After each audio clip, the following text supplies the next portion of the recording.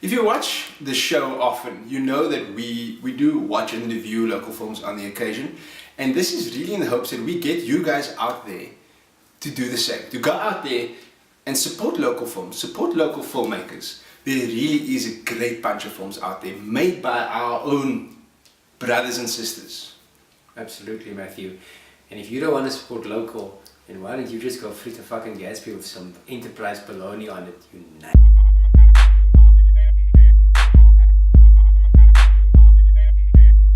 Hey, I'm Matt. And I'm Peach. And welcome to that movie review. Also known as TMR. A film like Meerkat Maantuig could easily nestle itself amongst the indie films shown at the Nouveau cinemas. And if you do choose to go and watch this, this strange and unusual film, you might be pleasantly surprised. Yeah, that's really just, Matthew.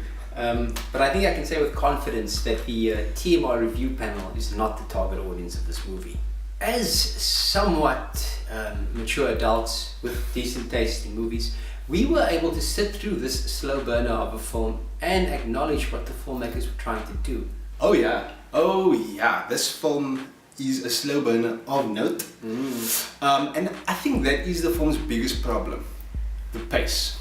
I mean, Meerkat Maantuig moves at a glacial pace, and this can actually frustrate the viewer because, the story itself is quite predictable. A predictable plot can force your mind to wonder, but luckily for Meerkat Maantuig, lovely cinematography is there to save the day, as well as the actual forest-like settings that actually make for a more immersive viewing experience. This is really the film's biggest draw card, its setting, specifically its forest setting, as most of the film takes place on a farm. And coupled with this and the great acting, the phenomenal acting from everyone, Meerkat Maantuig is really a film that you wouldn't mind being put through. And this is coming from a couple of oaks that's been put through a lot. Oh yeah. Meerkat Maantuig is intended for a younger audience, and we can only hope that today's kids with their smartphone, Facebook, YouTube, Instagram, inundated diets can muster the patience to enjoy a movie like this one. To Meerkat Maantuig's credit, it really is a film for both a younger and an older audience. Both kids and adults can enjoy this film, and this is mainly due to its, its broad strokes and sort of like wide reach of the content portrayed in this film.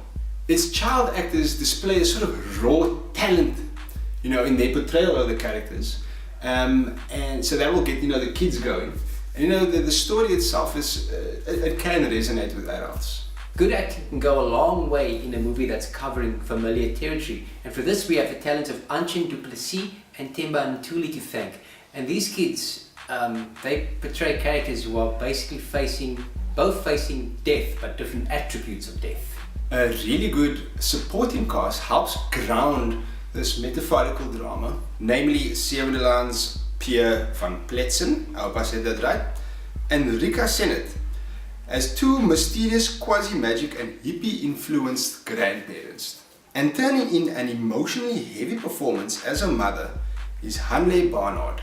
Helming this metaphorical and psychological drama is writer-director Annika Schutte, and she does an incredibly competent job of crafting a film that explores themes like depression and fear and maybe even mental disorders without ever trying to pin anything down.